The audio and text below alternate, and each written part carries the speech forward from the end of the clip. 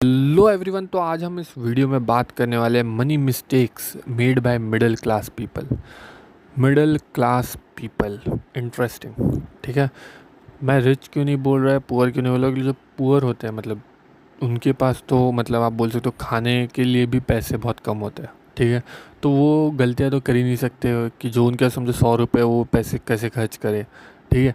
जो रिच होते हैं उनको तो कुछ प्रॉब्लम ही नहीं होती, वो लोग जहाँ पे जाए लाख 1.5 लाख ऐसे ही उड़ा सकते हैं, ठीक है। क्योंकि उनको पता है उनके सोर्सेज उतने ज़्यादा बने हुए हैं कि अगर वो नहीं भी कमाएंगे तो भी वहाँ से पैसा आने वाला है।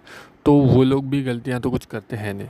सबसे ज़्यादा अगर कोई इंसान फंसता है तो वो है middle class. Middle class middle में है ही इसीलिए, ठीक है, क्योंकि उसको ना जो पुअर होते हैं उनके बेनिफिट मिलते हैं, ना उसके पास इतना पैसा है कि वो रिच है, ठीक है, इसीलिए वो मिडिल क्लास है। बट मिडिल क्लास से रिच तक का अगर सफ़र तय करना है, ठीक है, तो कुछ गलतियाँ हैं जो नहीं करनी चाहिए, ठीक है। आज हम उन्हीं सब गलतियों से रिलेटेड हम बात करने वाले हैं कि तो जो पहली गलती एक मिडिल क्लास करता है वो है अननेसेसरी बाइंग। अननेसेसरी बाइंग ये क्या होती है? तो एक एग्जांपल क्या समझोगे, जैसे मेरा एक दोस्त है जिसको 15 लाख की जॉब लगी, ठीक है, उसने इंजीनियरिंग की होती। तो उसने अभी एक गाड़ी बुक की जो कि है 18 लाख की, ठीक है। वो उसने ईएमआई पे बुक की हुई है, तो उसको एवरी मंथ पैसे कटेंगे जो कि एटलीस्ट 3 या 5 साल का कुछ उसका ईएमआई है। आप समझो, आपने 18 लाख की गाड़ी बुक की, ठीक है, और एक आपका अच्छा खासा चंक आपके पैसे का आप ईएमआई दे दो, 30-40 हज़ार रहेंगे, वो आपका ईएमआई जा रहा है उस गाड़ी का। प्लस आपको पेट्रोल का खर्चा, मेंटेनेंस, सब कुछ आपको लगने वाला है। 5 साल बाद वो गाड़ी आपकी होगी क्योंकि आप लोन पे ऑफ कर दोगे, बट 5 साल बाद वो गाड़ी की डिप्रिसिएशन वैल्यू बहुत कम हो जाएगी।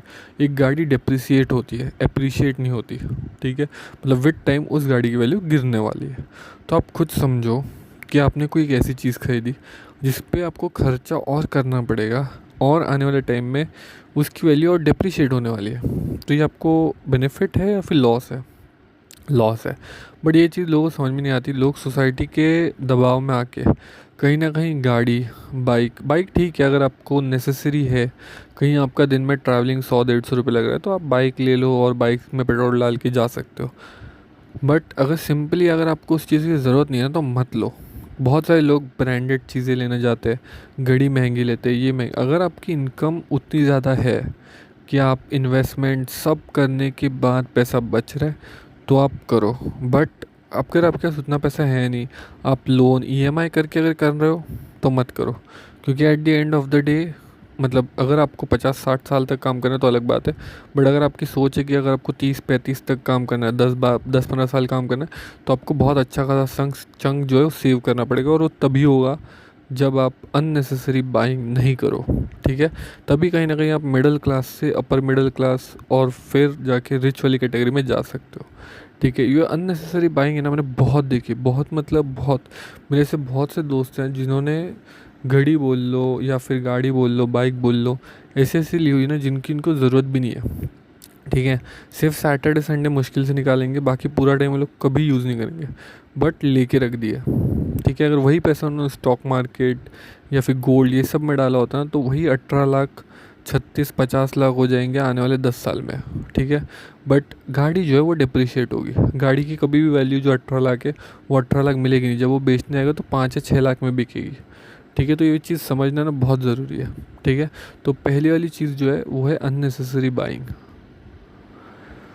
जो दूसरी चीज़, जो दूसरी गलती मेरे को लगता है मिडिल क्लास करता है वो है फाइनेंशियल प्लानिंग।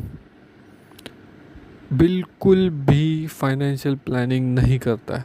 या तो जो एक्स्ट्रा पैसा बचा एफडी में डाल देगा, 6-7% इंटरेस्ट लेके खुश हो जाएगा, कुछ भी नहीं करेगा। उससे अच्छा स्टॉक मार्केट रिलेटेड पढ़ो।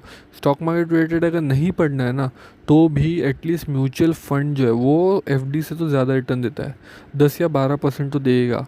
तो एटलीस्ट म्यूचुअल फंड में इन्वेस्टमेंट करो, ठीक है। एफडीज़ में अगर आपको, ठीक है, आपके फैमिली में लोगों ने रखा था, पापा मम्मी ने, बट आपको पता चल गया हो कि उनसे उनका लॉस ही हुआ है।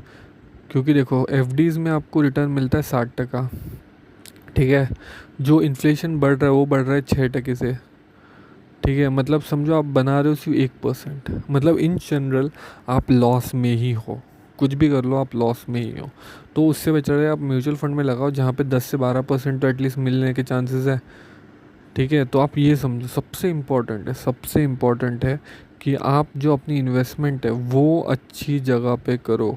ठीक है, फाइनेंशियल प्लानिंग जो है वो करो, मतलब investment stocks market mutual fund में करो। दूसरा जो है इंश्योरेंस बाय करो। आज के टाइम पे इंडिया में बहुत लोगों के पास इंश्योरेंस नहीं है। सिर्फ आप एक हॉस्पिटल का जो इंसिडेंट है ना उससे अवे हो, मतलब ब्रोक होने से। आपने समझो 3-4 लाख रुपए जितना भी सेव किया ना, सिर्फ एक एक्सीडेंट अगर हुआ या फिर कोई भी एक छोटा मोटा इंसिडेंट हुआ, जितना भी पैसा ना वो पूरा पैसा चला जाएगा ये हेल्थ वाले इसमें। आपको पता नहीं आज के टाइम पे कितने ज़्यादा महंगे हो गई है कोई भी दवाई है, या फिर कोई भी आप ऑपरेशन बोल लो, कुछ भी बोल लो, तो बहुत महंगी हो गई है। ठीक है, तो सबसे इम्पोर्टेंट यही है कि आपका इंश्योरेंस हो। तीसरा होता है टर्म प्लान। टर्म प्लान क्या होता है वो मैंने बहुत अलग वीडियो में ऑलरेडी बता चुका हूँ। टर्म प्लान क्या होता है आप यूट्यूब पर सर्च कर लें, गूगल पे सर्च कर लेना, बट टर्म प्लान भी सबसे इम्पोर्टेंट है। वो अपना हेल्थ इंश्योरेंस से अलग है। तो टर्म प्लान भी लेना, हेल्थ इंश्योरेंस करना और म्यूचुअल फंड में इन्वेस्टमेंट करना। तो ये सब अगर आप अच्छे से करते हो, फाइनेंशियल प्लानिंग आप अच्छे से करते हो, ठीक है, उसके बाद अगर आपके पास थोड़ा बहुत पैसा बचता है तो उससे अगर आपको अपने शौक़ पूरे करने तो कर सकते हो। बट सबसे इम्पॉर्टेंट जो चीज़ें इंपॉर्टेंट है ना वो ये है, ठीक है, फाइनेंशियल प्लानिंग करना बहुत इंपॉर्टेंट है। उसी से आप कहीं ना कहीं फ्यूचर में पैसे पे डिपेंडेंट नहीं रहोगे, जॉब पे डिपेंडेंट नहीं होगे, क्योंकि पता है जॉब की सिक्योरिटी है नहीं। ठीक है, आप कंपनी के लिए काम कर रहे हो तब तक आपको पैसा मिले, जिस दिन आप काम करना बंद उस दिन सैलरी आना बंद हो जाएगी। ठीक है, तो फाइनेंशियल प्लानिंग करना बहुत इंपॉर्टेंट है। फाइनेंशियल प्लानिंग करो, उसके बाद अननेसेसरी बाइंग मत करो। तीसरी जो चीज़ है, ठीक है, अभी आप ये वीडियो पॉज कर लो और खुद कमेंट सेक्शन में लिखो कि तीसरी ऐसी कौन सी चीज़ है जो मिडिल क्लास गलत करता है। ठीक है, देखना चाहता हूँ मैं भी कि कितने लोगों को लगता है और कितनी सारी चीज़ें होनी चाहिए जो मिडिल क्लास गलत करता है मनी रिलेटेड। ठीक है, ठीक है, मैं 5 तक गिन देता हूँ। 5, 4, 3, 2, 1। ठीक है, तो तीसरी चीज़ जो मेरे को लगता है जो मिडिल क्लास सबसे बड़ी गलती करता है वो है फालतू के स्कीम्स। फालतू के स्कीम्स क्या होता है, लोगों को म्यूचुअल फंड में 5-6 साल के लिए इन्वेस्टमेंट, 10 साल के लिए इन्वेस्टमेंट नहीं करनी। ठीक है, फालतू के स्कीम्स जो आती रहती है ना, आप 10,000 लगाओ, अगले साल आपको 30,000 मिलेंगे। आप 2 लाख दे दो, हर महीने आपको 5,000 रुपये लाइफ टाइम मिलेगा। ऐसी सब जो स्कीम्स होती है ना, इसी में इनको कहते हैं स्कैम। ठीक है, 1 मिनट, इसको कहते हैं स्कैम। लोगों को ये सब स्कैम में पैसा लगाने में बहुत मज़ा आता है। मतलब लोगों को ऐसा लगता है हाँ चलो 5 लाख लगा देता हूँ, फिर एवरी मंथ 10,000 15,000। आप खुद सोचो ऐसी कोई स्कीम है, एक्चुअल में नहीं है। ठीक है, तो ये सब जो है ना, ये सब सिर्फ बेवकूफ़ बनाने की चीज़ें होती है और इसमें बहुत लोग फंसते हैं। बहुत लोग लगता है कि हाँ पैसा बनेगा तो लोग डाल देते हैं, बट इससे अच्छा प्रॉपर प्लानिंग करो, प्रॉपर अच्छी कंपनीज़ में इन्वेस्ट करो, रेदर देन ये सब जो स्कैमी स्कीम्स आती रहती है उन सब में करने से। क्योंकि ये सब स्कीम सिर्फ स्कीम्स ही होती है, एक्चुअल में ये सब कुछ नहीं होता। ठीक है, और आप सोचो अगर किसी को घर बैठे अगर इतना पैसा मिलता रहे तो कोई भी जॉब नहीं करेगा। ठीक है, तो ये सब जो स्कीम्स होती हैं इसमें मैक्सिमम मिडिल क्लास ही फंसता है। क्योंकि जो रिच है अगर उसने डाल भी तो भी उसको कुछ फ़र्क नहीं पड़ता, 2 लाख 3 लाख गए गए। बट जो मिडिल क्लास है वो अपनी पूरी जो धना पूंजी होती है इतने साल से होल्ड की हुई वो लगा देता है, जिसके कारण उसके बाद उसका मतलब ऑप्शन ही नहीं होता कुछ और करने का। ठीक है, जो तीसरा लॉ है ना जो मैंने आपको बताया, ये स्कीम्स, ठीक है, फालतू स्कीम, उसमें तो गलती से भी पैसा मत लगाना। तो आई होप आपको, अगर आप वीडियो यहाँ तक देखें तो आपको वीडियो अच्छा लगा तो वीडियो को लाइक और चैनल को सब्सक्राइब ज़रूर कर देना।